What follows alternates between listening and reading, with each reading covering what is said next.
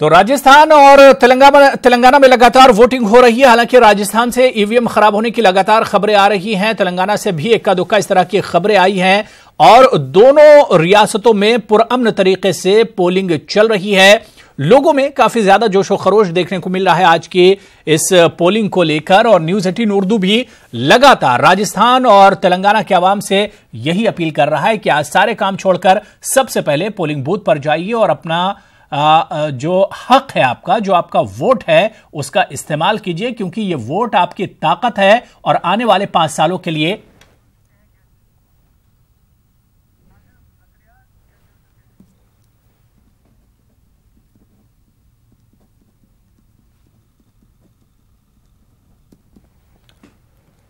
तो लगातार हम दोनों रियासतों पर नजर बनाए हुए हैं। राजस्थान और तेलंगाना दोनों जगहों पर लोगों में आज की पोलिंग को लेकर एक अच्छा रिस्पांस देखने को मिल रहा है। लोगों में एक खुशी है जमहूरियत के इस जश्न को लेकर और जिस तरह से लोगों में शुरुआती दौर में ही रुझान देखने को मिल रहा है दोनों रियासतों में, ऐसा लग रहा है कि 2013-2014 का रिकॉर्ड दोनों रियासतों में एक तरह से टूटेगा और वोटिंग फीसद का नया रिकॉर्ड बनेगा।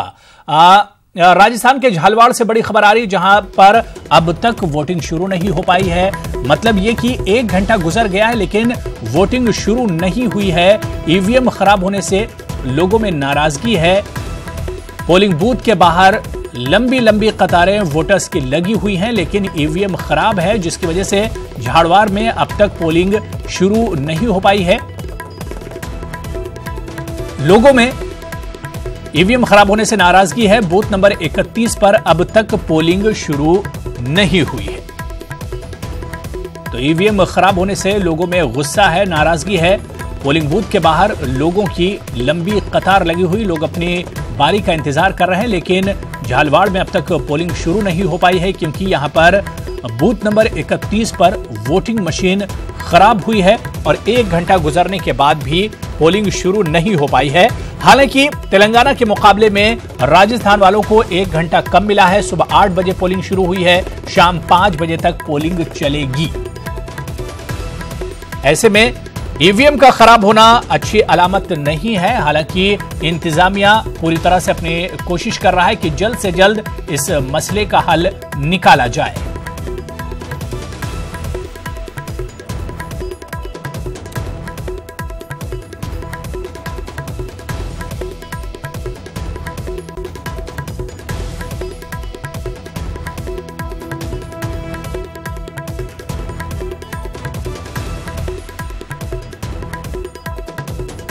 तो राजस्थान और तेलंगाना में पुरअमन तरीके से पोलिंग चल रही है और 11 तारीख को नताए जाएंगे। उस दिन पता चलेगा कि अवाम ने क्या कुछ फैसला किया है आज की पोलिंग को लेकर, क्योंकि 5 रियासतों के मुकम्मल नतायज 11 दिसंबर को आएंगे और न्यूज 18 उर्दू सबसे पहले और सबसे सटीक नतायज अपने नाजरीन तक पहुंचाएगा।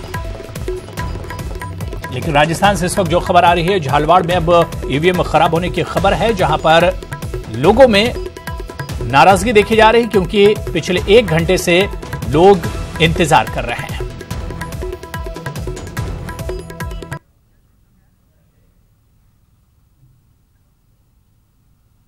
और क्या कुछ तस्वीर बनकर उभरेगी और इन इंतखाबात की अहमियत क्या कुछ है।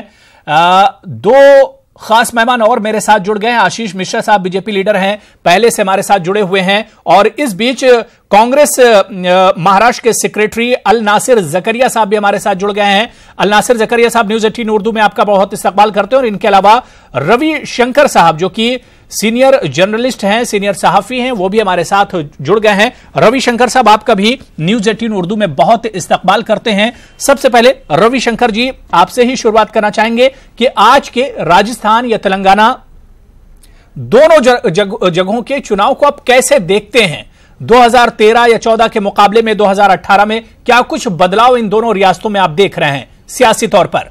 रवि शंकर जी।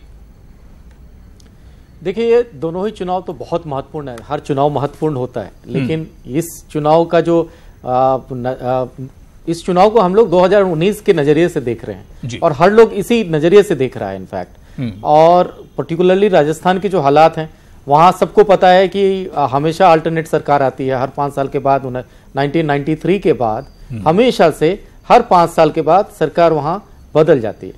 तो सरकार का बदला जाना और किस तरह का हम लोग एनालिसिस करेंगे कि क्या वहाँ की जमीनी हकीकत है और किस तरह से कैंपेन चला और उस कैंपेन के बाद किस तरह से लोगों का रुख क्या है, वो सारी चीज़ों की बात मैं करूंगा। तेलंगाना बहुत इंपॉर्टेंट है कि 2014 में जब वो स्टेट बना और बनने के बाद वहाँ टीआरएस ने वो क्रेडिट लिया स्टेट बनाने का सारा। हालांकि कांग्रेस दोनों ही पार्टियां कहती हैं कि हमने बनाया और वो कहते हैं कि हमारी वजह से वो बना टीआरएस। तो ये टीआरएस जो 8 महीने पहले जो चुनाव कराने की जो घोषणा की, ये एक मास्टर स्ट्रोक की तरह देखा जा रहा था केसीआर के चंद्रशेखर राव के नजरिए से। उनका ये आकलन था कि 2019 में इकट्ठे लोकसभा चुनाव और राज्यसभा चुनाव लड़ना उनके लिए थोड़ी मुश्किल हो जाती है और प्रेशर रहता। तो वो चाह रहे थे कि एक सिंपल सा एक वॉकआउट होगा हमारे लिए, क्योंकि विपक्ष जो है सो बिल्कुल मतलब एकजुट नहीं है और विपक्ष बहुत कमजोर है, कोई नहीं है उसके सामने। तो ऐसे में जीतना उनके लिए जीतना एक केक वॉक की तरह होगा। लेकिन ऐसा जो मतलब उन्होंने कैलकुलेशन किया था वो इस कैंपेन चलने के बाद और आज जब वोट पड़ रही है तो मतलब बहुत इंटरेस्टिंग ये थ्रो कर रहा है वहां का एक सिनेरियो जी। मैं ये नहीं कह रहा कि केसीआर नहीं जीतने वाले, हाँ। वो अभी भी सबसे मजबूत है। लेकिन तस्वीर बहुत दिलचस्प है और तस्वीर तेलंगाना की बहुत दिलचस्प है। और तेलंगाना के रविशंकर जी, तेलंगाना के जो भी रिजल्ट आएंगे, जो भी नतीजे होंगे, वो सीधे सीधे 2019 और जो सेंट्रल पॉलिटिक्स है उस पर बहुत असरअंदाज होने वाले हैं। डेफिनेटली केसीआर का ये आकलन ये था कि देखिए अभी भी हम बहुत ज्यादा हम एक करिश्मेटिक लीडर के रूप में वो वहां पे एस्टैब्लिश हो चुके हैं। जनता उनको बहुत चाहती है। उन्होंने उनका कहना है कि हमने बहुत कुछ काम किया और मेरे लिए ये आसान होगा कि ये पहले चुनाव करा लिया जाए दिसंबर में, तो हम स्टेट इलेक्शन को इजीली जीत लेंगे और फिर सारा कंसंट्रेशन हमारा 2019 को रहेगा। ये बेसिकली एक मोटा मोटी उनका ये आकलन था, एक स्ट्रेटेजी थी। लेकिन ये स्ट्रेटेजी बिल्कुल लेकिन रविशंकर जी रविशंकर जी कहीं ना कहीं महाकुटुंबे के आने के बाद कांग्रेस टीडीपी और वो रीजनल जो पार्टी है वहां जन समिति वहां जो है वो क्या ना सीपीआई, इन लोगों ने खेल कुछ अजीब कर दिया। वहां इंटरेस्टिंग हो गया। वहां एक्चुअली मेन जो अपोनेंट है वो ये इसी गठबंधन को कहा जा रहा है। बिल्कुल तेलंगाना से जुड़ी हुई बड़ी खबर आ रही है। रविशंकर आपके पास लौट कर आते हैं, इस वक्त बड़ी खबर आ रही है। आपको बता दें कि तेलंगाना के कारगुजार वजीर हरीश राव ने अपने हक की रायदही का इस्तेमाल किया है, अपना वोट डाला है। इस वक्त की बड़ी खबर बता दें, हरीश राव केसीआर के रिश्तेदार भी हैं, शायद भतीजे हैं वो, उन्होंने अपना वोट डाला है और कई बार वो इंतखाबात जीत चुके हैं। पोलिंग बूथ पर सिक्योरिटी के कड़े इंतजाम किए गए थे और वो तस्वीर भी आ गई है जिसमें हरीश राव ने वोट किया है। तो कारगुजार वजीर भी हैं हरीश राव, जिन्होंने अपने हक की रायदही का इस्तेमाल किया है। हरीश राव की बीवी भी इस मौके पर उनके साथ थी और उन्होंने भी अपना वोट कास्ट कर दिया। सिद्दीपेट के पोलिंग बूथ 107 पर अपना वोट हरीश राव ने डाला है और उनके अहले खाना भी इस मौके पर उनके साथ मौजूद थे, इसी उम्मीद के साथ कि एक बार फिर से वो तेलंगाना में इख्तिदार में लौट कर आएंगे।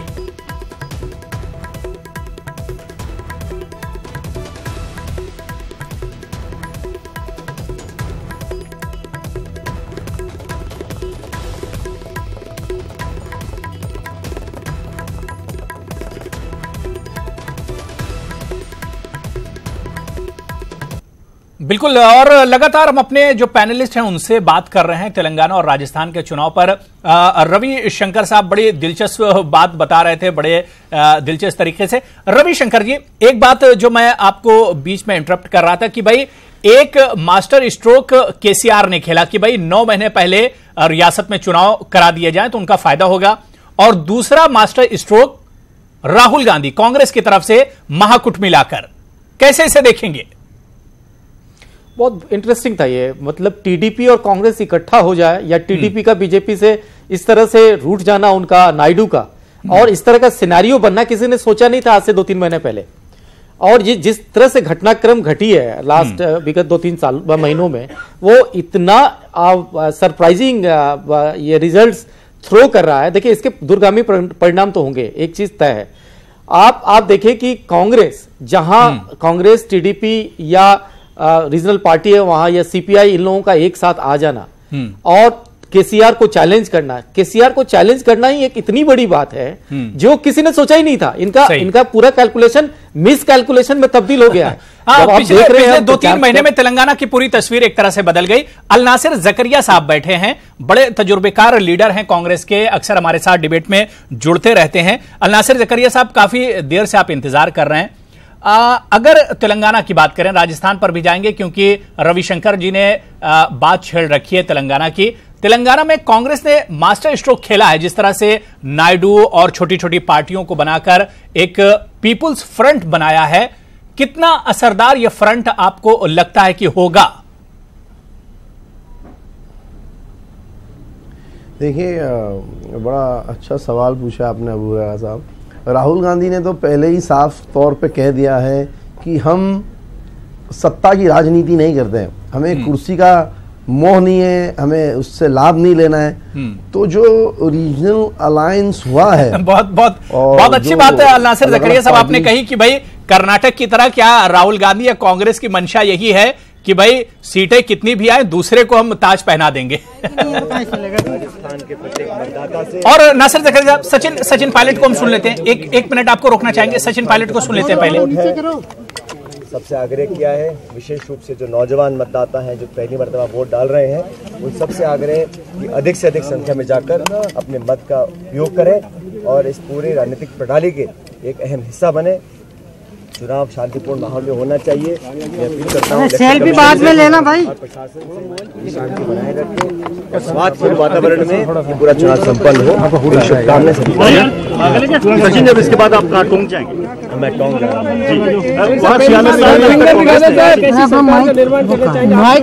सरकार का निर्माण तो मतगणना के बाद जब परिणाम आएगा उसके बाद होगा। लेकिन मुझे पूरा विश्वास है कि 11 तारीख को जब मतगणना होगी तो पूरा आशीर्वाद, पब्लिक का स्नेह और वोटों का क्या है ये, क्या चीज बहुमत है वो कांग्रेस पार्टी को मिलेगा। चुनाव हम जीतेंगे, भारी बहुमत से जीतेंगे। लेकिन चुनाव जीतने के बाद नई सरकार बनाने के लिए हमारा जो संकल्प है, जैसे राहुल जी ने कहा, किसानों का कर्जा माफी है, रोजगार है और एक पीपल्स गवर्नमेंट, तो लोगों को लगे हमारी सरकार है। वर्तमान की जो सरकार है जिसका जाना तय है वो घमंड की सरकार है, गुरूर की सरकार है, अहंकार की सरकार है। पब्लिक से बिल्कुल कट ऑफ रहे, बहुत दूरी बनाकर रखी और जनता बहुत हताश रही, निराश रही, नाराज रही। उसी का परिणाम है कि भाजपा को तमाम हिंदुस्तान भर के नेताओं को लाके यहाँ जमावड़ा करना पड़ा, लंबे लंबे भाषण देने पड़ गए और मुद्दों से भटकाने की कोशिश की गई। हमारी ये चेष्टा रहेगी कि सरकार बनने के बाद पब्लिक को साथ लेकर काम करें और तो सचिन पायलट मीडिया से बात कर रहे थे। इस मौके पर उन्होंने कहा कि वो पुरउम्मीद हैं कि अब उनकी हुकूमत बनने जा रही है और लोग एक तरह से उन्हें चुनकर राजस्थान में ला रहे हैं। हालांकि ये तस्वीर तो 11 तारीख को साफ होगी जब ईवीएम मशीनें अपना फैसला और अवाम का फैसला सुनाना शुरू करेंगी। नासिर जकरिया साहब आपके पास आएंगे, लेकिन सीधे मुझे कहा जा रहा है कि कोटा में हमारे नुमाइंदे रिपोर्टर शाकिर इस वक्त हमारे साथ जुड़ गए हैं। शाकिर, कोटा की क्या कुछ तस्वीर है? 1.25 घंटे की पोलिंग हो चुकी है, कितना उत्साह लोगों में देखा जा रहा है, कितना जोशो खरोश है?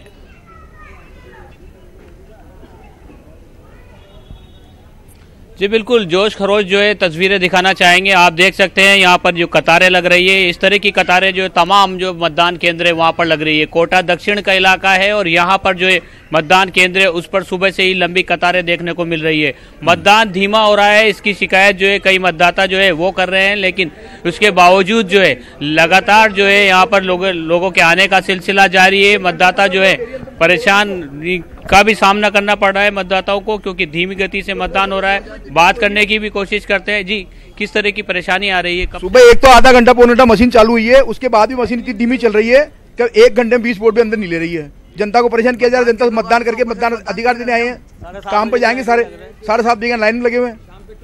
शाम में कितने कई सारे लोग इस तरह से जो है शिकायत भी कर रहे हैं कि मतदान की गति धीमी है, क्योंकि इस बार जो है वीवीपैट का भी इस्तेमाल किया जा रहा है, उसमें भी वक्त लग रहा है। और इसके अलावा कोटा में कई जगहों से जो है ईवीएम के खराब होने की भी सूचना मिल रही है। कई मतदान केंद्रों पर आधा घंटे तक देरी से मतदान शुरू हुआ है। लेकिन कोटा की अगर बात करें तो पिछले 2013 के चुनाव में कोटा में रिकॉर्ड मतदान जो है वो किया गया था, 75% के करीब मतदान हुआ था। नहीं शाकिर, जो लोगों में नाराजगी है कि भाई मशीन काम नहीं कर रही, क्या नेटवर्क प्रॉब्लम है या क्या वजह क्या है? मशीन जिस तरह से लोग कह रहे हैं कि बहुत स्लो प्रोसेस हो रहा है, वोटिंग बहुत स्लो है, इसकी वजह क्या है?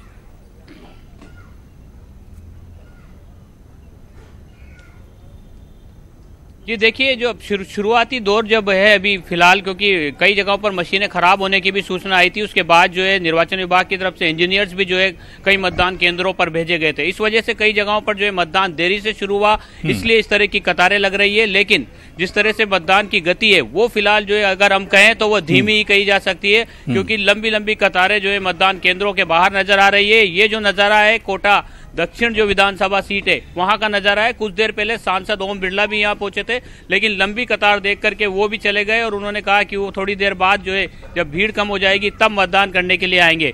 लेकिन मतदाता में जो उत्साह है वो देखते ही बन रहा है। लगातार जो है मतदान केंद्रों पर मतदाताओं बिल्कुल जाहिर सी बात है, लंबी लंबी कतारें जाहिर कर रही हैं कि लोगों में एक जोशो खरोश है, लोगों में एक तरह से उत्साह है। हालांकि मशीन थोड़ा सा साथ नहीं दे पा रही है और जैसे जैसे सारी व्यवस्था सुधरेगी, लोगों वोटिंग की रफ्तार भी बढ़ेगी और लोगों में जोशो खरोश और बढ़ जाएगा। आप नजर बनाए रखें, शाकिर आपसे फिर जुड़ेंगे, हम अपडेट लेते रहेंगे। हालांकि राजस्थान से लगातार इस तरह की खबरें आ रही कि कहीं कुछ हलकों में ईवीएम से खराब हुई हैं, कहीं पर वीवीपैट के भी खराब होने की खबरें आई हैं और ये एक बड़ा और संगीन मसला है। इसे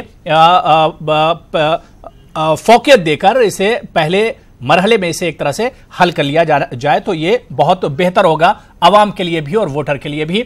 अलनासिर जकरिया साहब कांग्रेस सेक्रेटरी हैं, लीडर हैं, महाराष्ट्र से हमारे साथ जुड़े हुए हैं।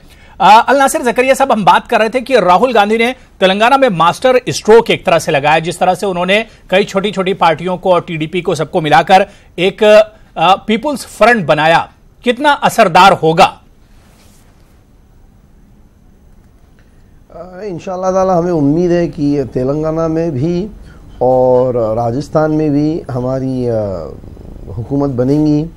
और जहाँ तक अलायंस का ताल्लुक है, कांग्रेस ने कभी भी कुर्सी का लाभ नहीं बताया और हमेशा रीजनल पार्टीज को भी एम्पावर किया। मगर अफसोस के साथ कहना पड़ता है, बीजेपी ने जब भी कोई पार्टी के साथ अलायंस किए वो 1-2 टर्म्स चले, उसके बाद उन्होंने उनको धोखा दिया। चाहे महाराष्ट्र में आप देख रहे हो शिवसेना के साथ क्या उनका बर्ताव है, आपने टीडीपी के साथ भी देखा और कई रियासतों में उन्होंने धोखा दिया।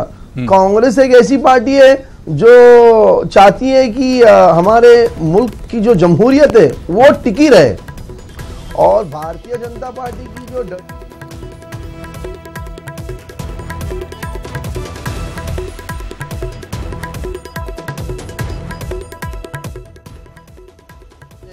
और इतने लो लेवल पर गिर गए, क्या पर्सनल अटैक्स किए, तो लोगों में अभी आक्रोश है, लोगों में बड़ी नाराजगी है और लोग इस वक्त भारतीय जनता पार्टी को सबक सिखाएंगे और इंशाअल्लाह ताला कांग्रेस की हुकूमत इन 2 रियासतों में जरूर नाफिज होगी।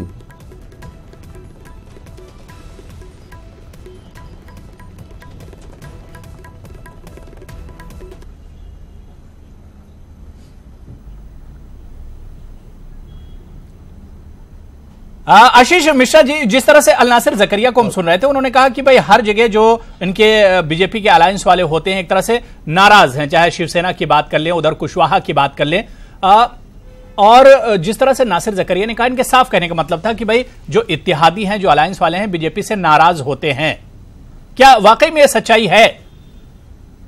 देखिए, नाराजगी उनकी पर्सनल अपने कुछ इश्यूज होते हैं, उसके ऊपर नाराज होते हैं, कोई बात नहीं। आप जहाँ तक ये नासिर साहब कह रहे थे कि हमारे राहुल गांधी जी को सत्ता की लालच नहीं है, तो इनको पता होना चाहिए कि जब बेंगलोर में स्टेटमेंट दे रहे थे ये कि अगर हमारे को बहुमत मिलता है, हमें पूरा या जो भी हमारे को साथ देते हैं, तो मैं प्राइम मिनिस्टर बनने के लिए तैयार हूँ। तो अगर सत्ता की लालच ना हो तो इस तरह से खुलेआम स्टेटमेंट देने की भी जरूरत उनको नहीं पड़ती। रही बात इनको अलायंस करने की, इन्होंने कई लोगों के साथ अलायंस करी। यूपी में भी इन्होंने अखिलेश के साथ किया था, आपको पता ही होगा क्या हालत हुआ अखिलेश जी का, क्या हालत हुआ इनका। अब इनके स्टेट का क्या हालत है ये भी आप जान ही रहे हैं। पंजाब की क्या हालत है, पंजाब में सरकार तो चला तो रहे हैं लेकिन अंदर की हालत आपको ये भी मालूम है। तो राहुल गांधी साहब अपने घर को तो संभाल नहीं पा रहे हैं, दूसरे से अलायंस करके सबको हैंडीकैप बना के छोड़ देते हैं कि भाई चलो हमारे साथ आओ, लेकिन उसके बाद जो उनकी हालत होती है वो भी जानते हैं और उनके साथ रहने वाले भी जानते हैं। तो इसमें हमें कुछ नहीं कहना है, लेकिन जाकिर साहब को इतना मालूम होना चाहिए कि राहुल गांधी जी को आज भी प्राइम मिनिस्टर का सपना देखना ठीक है, सब देखते हैं, सब राजनीतिक दल जो भी होते हैं सब देखते हैं, लेकिन अलायंस करने के बाद कैसे निभाया जाता है ये उनको नहीं आता है। अब ठीक है, अभी आपने देखा स्टेट का क्या हालत पूरे, मुझे लगता है कि 29 में से मुझे लगता है 1-2 में आके सिमट के बचे हुए हैं पूरे इसमें, हर एक स्टेट में, हर जगह जहां भी जिसके साथ अलायंस करते हैं उनकी हालत खराब हो जाती है। तो इसमें सत्ता की लालच नहीं है या फिर हमारे अलायंस को ये देख रहे हैं। ठीक है, नासिर ज़करिया साहब इस पर क्या कुछ कमेंट आप देंगे, फिर हम रविशंकर जी के पास जाएंगे।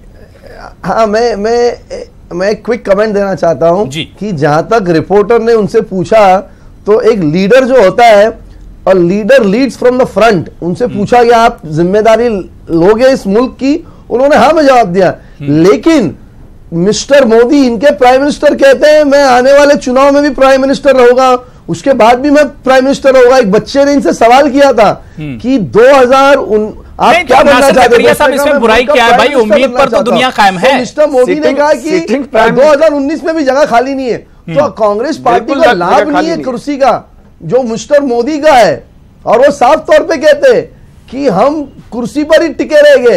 इन्होंने सिर्फ चुनाव प्रचार किया, इन्होंने गवर्नेंस नहीं किया पिछले 5 साल में। इन्होंने कहा था इनका वादा था मैक्सिमम गवर्नेंस, सुनिए मैक्सिमम गवर्नेंस, कुर्सी पे नहीं बैठते। क्या गवर्नेंस किया इन्होंने, क्या गवर्नेंस किया आप मुझे बताइए।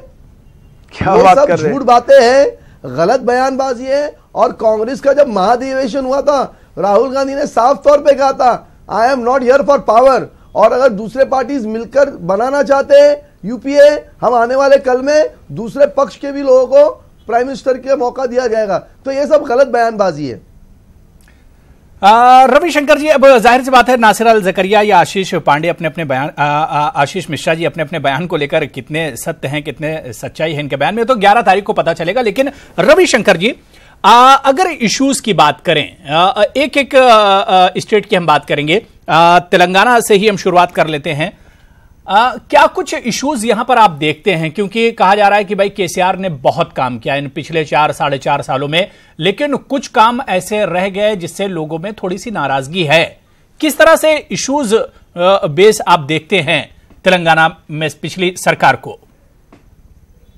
देखिए 2-3 चीजें हैं वहां। बेसिकली केसीआर के हवाले से कहूं तो केसीआर का ये कहना था और ये उनका मेन कंसंट्रेशन था कि 24 घंटे बिजली रहनी चाहिए,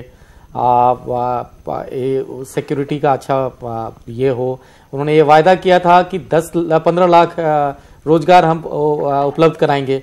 रोजगार में अनएम्प्लॉयमेंट का जो मसला है वो बहुत बड़ा है वहां, और उसमें वो पिछड़ते हुए दिख रहे हैं। और राहुल गांधी बहुत तरीके से उनको इस पे अटैक किया उन्होंने, बिल्कुल। और फिर किसान का जो मुद्दा है, लोन वेवर का जो मुद्दा है, एग्रीगेट, वो किसान के हवाले से राहुल गांधी उनको कह रहे हैं कि जो भी 2014 में जो राज्य को उन्होंने छोड़ा था, उन्होंने कहा था कि 19,000 करोड़ रुपए इनके पास सरप्लस था, आज 2 लाख करोड़ रुपए से ऊपर डेट में चला गया है स्टेट।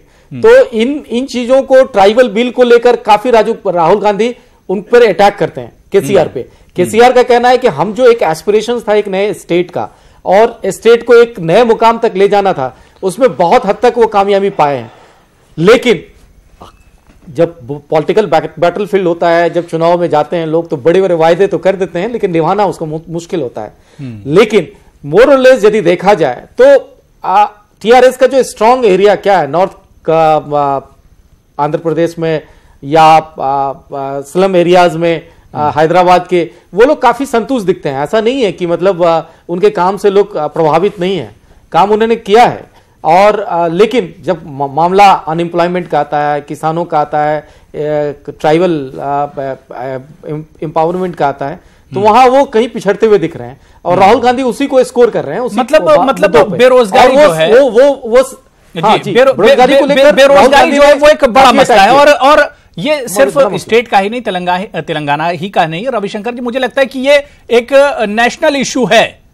रोजगार जो है ये नेशनल इशू है और कुछ ऐसी ही तस्वीर कुछ राजस्थान की भी है। अल नासिर ज़करिया साहब, क्या जो एक बड़ा इशू रविशंकर जी बता रहे थे कि भाई राहुल गांधी ने रोजगार को लेकर तेलंगाना में उठाया, लेकिन आपको नहीं लगता है कि भाई अगर पीपुल्स अलायंस या पीपुल्स फ्रंट अगर आता है, कांग्रेस आती है सत्ता में, तो ये एक बड़ा चैलेंज होगा कांग्रेस के सामने रोजगार? हाँ बुरेरा साहब, रोजगार का जो मुद्दा है, आज के नौजवान, आज की जो नस्ल है, पीढ़ी है, वो तो मंदिर और मस्जिद के चक्कर में नहीं है। वो चाहते कि हमारा करियर बने, हमें रोजी रोटी मिले, हम एक एंटरप्रेन्योर बने, या हमको ऐसे पोजीशंस पे जाए जिससे हम इकोनॉमिकली हम तरक्की करें। और जहां तक रोजगार का मुद्दा है, ये बड़ा अहम मुद्दा है। और जहां तक चुनाव का ताल्लुक है, कांग्रेस पार्टी, राहुल गांधी जी ने यही मुद्दों पे ज्यादा फोकस किया, चाहे वो रोजगार हो, लोन वेवर हो, आपके एम्प्लॉयमेंट के मुद्दे हो, आपके ट्राइबल बिल हो। हमने हमेशा चुनाव के दौरान इश्यूज पे बात की है, मगर अफसोस के साथ कहना पड़ता है हमारे विपक्ष दल के लोग पर्सनल अटैक्स करते हैं। अब आप मुझे बताइए, अगर आप आज के नौजवानों को आप एम्पावर करना चाहते हो तो उनको अच्छी शिक्षा दो, उनको अच्छी नौकरियां दो, उनको एंटरप्रेन्योर्स बनाओ ताकि मुल्क तरक्की करे। आप अगर पर्सनल अटैक्स पे जाएंगे, ये पप्पू है और ये इटालियन है और ये फला फला है, तो इससे मुल्क का भला होगा क्या? आप मुझे बताइए। और ये खुद साफ तौर पे कहते हैं कि ये चुनावी जुमले हैं, ये सिर्फ जुमले हैं। तो इन्होंने पिछले 4-5 साल में सिर्फ जुमलेबाजी की। इन्होंने कौम और मिल्लत की और इंसानियत की और इस मुल्क के बाशिंदों की भलाई के लिए क्या काम किए, मुझे आप बताइए। पिछले 4-4.5 साल में इन्होंने बड़े बड़े इशू लाए, सबका साथ सबका विकास। अब चूंकि हम तेलंगाना डिस्कस कर रहे हैं, तेलंगाना, राजस्थान, ये जो स्टेट्स है, इसमें कांग्रेस ने कई इलाकों में, कई जगहों पे पानी का मसला, एग्रीकल्चर का मसला, शहरों को बसाने का मसला और रोजी रोजगार का मसला, कांग्रेस ने इस पे दिलो जान से मेहनत की, मशक्कत की, और आज उसके ये नतीजे ये निकल रहे कि ये स्टेट्स आज एम्पावर्ड है। मगर अफसोस के साथ कहना पड़ता है, बिल्कुल नहीं, ये तो सबके वादे, ये तो सबके वादे और दावे हैं। नासिर ज़करिया साहब, इनमें सच्चाई कितनी है, आवाम को ये वादे और दावे कितने रिझा पाएंगे, तो 11 दिसंबर को ही पता चलेगा।